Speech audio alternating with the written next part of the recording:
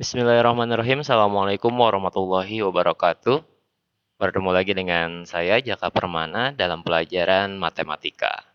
Dan untuk video kali ini kita masih membahas tentang himpunan. Setelah di video sebelum-sebelumnya kita membahas tentang definisi himpunan, anggota himpunan, cara menyajikan himpunan, dan yang lain sebagainya. Terakhir di video sebelumnya kita membahas tentang menyajikan himpunan menggunakan diagram Venn. Dan kali ini kita akan membahas tentang sifat dari himpunan. Dalam sifat himpunan ini sebenarnya ada 3 sifat yang akan kita bahas. Yang pertama adalah kardinalitas himpunan, yang kedua himpunan bagian, dan yang ketiga adalah himpunan kuasa. Tapi di video kali ini kita akan membahas 2 terlebih dahulu, yaitu kardinalitas himpunan dan himpunan bagian.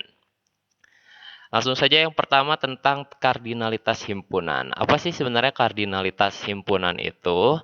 Mari kita lihat sama-sama definisinya di sini. Kardinalitas himpunan adalah bilangan yang menyatakan banyaknya anggota dari suatu himpunan. Jadi kardinalitas himpunan itu adalah banyaknya anggota dari suatu himpunan ya. Ya, misalkan dari himpunan A, kardinalitas dari himpunan A itu dinotasikannya dengan NA. Jadi kalau nama himpunannya himpunan A, berarti notasinya N dalam kurung A. Jadi yang di dalam kurung itu adalah nama himpunannya. Misalkan himpunannya B, berarti notasinya NB, dan seterusnya ya. Kita lihat contohnya di sini. Tentukan kardinalitas dari himpunan berikut. Yang pertama, A sama dengan 1, 2, 3, 4, 5, 6, 7. Kita lihat di sini anggota himpunan A ada berapa? Ya, betul sekali ada 7 ya. Berarti kardinalitasnya atau NA-nya sama dengan 7. Cukup segitu. Mudah bukan? Kita coba sekarang yang kedua. Ada himpunan B, anggotanya 2, 4, 6, 8, 10. Kardinalitasnya ada? Ya, betul sekali. Kardinalitas dari himpunan B atau NB sama dengan 5. Dan selanjutnya yang nomor 3, C sama dengan mangga, manggis, melon. Berarti NC sama dengan 3. Selanjutnya, H sama dengan 0, 1, 2, 3, 4, dan seterusnya sampai 27, 28, 29. Berarti ada berapa anggotanya? Ya, betul sekali. Jadi kardinalitas dari himpunan H itu ada 30 ya. Dari 0 sampai 29 itu ada 30. Oke, itu contoh dari kardinalitas himpunan. Selanjutnya teman-teman, sifat himpunan yang kedua adalah himpunan bagian. Kita lihat definisinya seperti apa definisi dari himpunan bagian itu. Jadi teman-teman, jika ada 2 himpunan, himpunan A dan himpunan B, himpunan A ini dikatakan bagian dari himpunan B jika semua anggota A itu juga merupakan anggota dari B.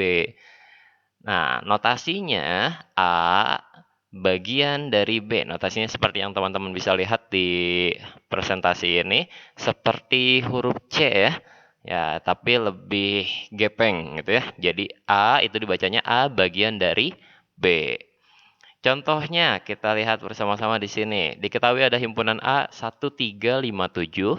Himpunan B 1, 2, 3, 4, 5, 6, 7. Periksalah apakah A merupakan bagian dari B. Kemudian apakah B bagian dari A. Jadi ada 2 di sini ya pertanyaannya. Yang pertama kita disuruh memeriksa apakah A bagian dari B. Yang kedua apakah B-nya ini bagian dari A. Oke, yang pertama kita lihat di sini yang A apakah bagian dari B? Kita lihat di A ini ada 1. 1 ini anggota di A. Apakah 1 anggota juga di B? Ya, ada juga ya di B 1-nya. Selanjutnya 3. 3 adalah anggota dari A. Apakah 3 ada juga di B? Ada juga. Selanjutnya yang 5. 5 merupakan anggota dari A. Apakah ada juga di B? Ada juga. Dan selanjutnya yang 7. 7 anggota dari A, dan apakah 7 ada di B? Ya, 7 juga ada ya di B. Karena semua anggota A tadi, 1, 3, 5, 7, itu semuanya ada di B, maka A ini merupakan bagian dari B. Jadi dinotasikannya dengan A bagian dari B. Selanjutnya pertanyaan yang kedua, apakah B bagian dari A? Kira-kira menurut teman-teman gimana? Apakah semua anggota di B itu ada di A? Ya, betul sekali. Tidak semua anggota B ada di A ya. Oleh karena itu, karena ada anggota B yang bukan merupakan anggota A, maka B ini bukan bagian dari A. Nah, kalau bukan bagian, berarti notasinya seperti ketika kita mempelajari tentang anggota himpunan ya. Jadi notasi yang bagiannya tadi dicoret gitu ya.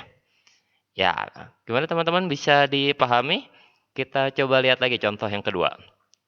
Di sini ada himpunan A, anggotanya HARUM. Selanjutnya himpunan B, anggotanya MURAH.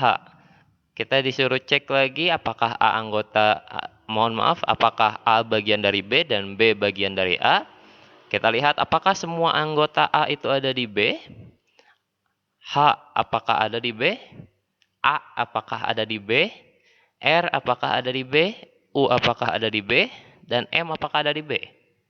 Ya, kita lihat bersama-sama karena semua anggota A itu merupakan anggota B, jadi semuanya ada ya di B, maka A ini merupakan bagian dari B, atau dinotasikannya dengan A bagian dari B.